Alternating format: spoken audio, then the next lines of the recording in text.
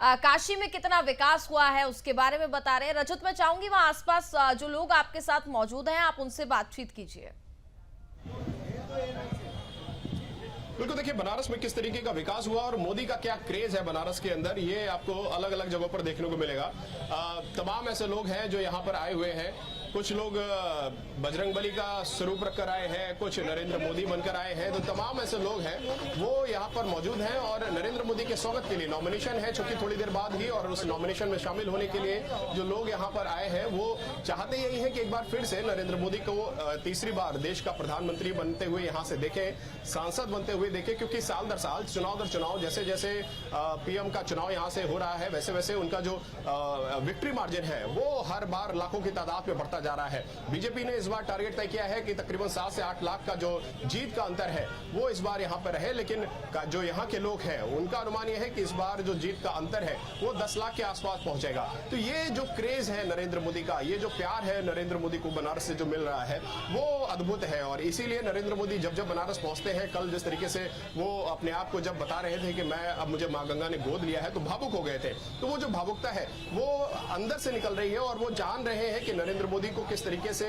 बनारस की जनता प्रेम दे रही है, बनारस की जनता किस तरीके से प्यार दे रही है। और इसीलिए लगातार जब जब मोदी बनारस आते रहे, खासतौर पर जिस समय सरकार में वो मुख्य प्रधानमंत्री थे, जब जब वो बनारस आए तब तब बनारस को उन्होंने ऐसी ऐसी परियोजनाएं दी, ऐसे ऐसे यहाँ पर काम कराए जिसने बनारस के जो एक सिविल लाइफ होती है आदमी की, जो एक आम गरीब गुरबा सब जो है, ठेला चलाने वाले, रिक्शा चलाने वाले, मजदूर, किसान, छात्र, नौजवान सब जो है पीड़ित हो जाते थे बीमारी से, तो 2-4-10 लाख रुपये लगते थे। लेकिन उन्होंने दिमाग लगाया और आयुष्मान कार्ड दे दिए।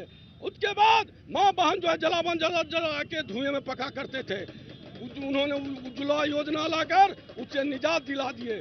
जितना भी कार्य किए हैं आज तक वो गरीब के लिए किए हैं, क्योंकि गरीब घर में जन्म लिए हैं।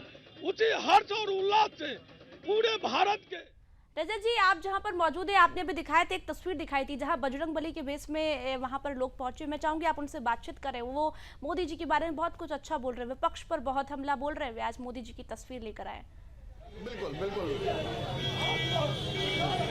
बिल्कुल, मैं अभी अपने दर्शकों को उनसे मिलवाता भी हूं और क्या वो कहना चाहते हैं वो बताता हूं।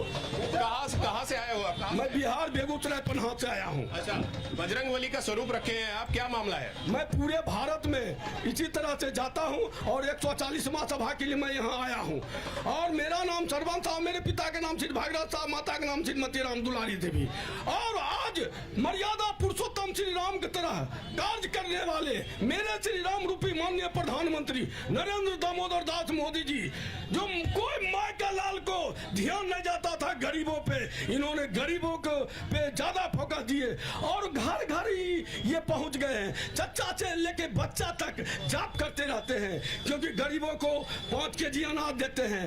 और माँ बहन को जो बाहर में शौच करते थे, शौचालय दे दिए, जो किसी नेता को ध्यान दे जाते थे। ये गरीब घर में जन्म लिए, इसीलिए ध्यान में गए। और उज्ज्वला योजना लाए, जो माँ बहन धुएं में जलावन जला के बीमारी से पीड़ित होते थे। अरे राहुल गांधी कह रहे कुछ नहीं किया मोदी जी ने। अरे जो काम करेंगे उन्हीं पे उंगली उठता है। और वो क्या जाने, वो भारत के सांस्कृतिक, आर्थिक, राजनीति के बारे में कुछ नहीं जानते। वो तो अमीर घर में जन्म लिए। गरीबी क्या चीज होता है? इतना दिन से जो है कांग्रेस की सरकार रही, कभी शौचालय के बारे में नहीं सोचा, कभी गैस के बारे में नहीं सोचा, कभी आयुष्मान कार्ड के बारे में नहीं सोचा। तो गरीब को जो कर रहे हैं ना, चलिए बिल्कुल।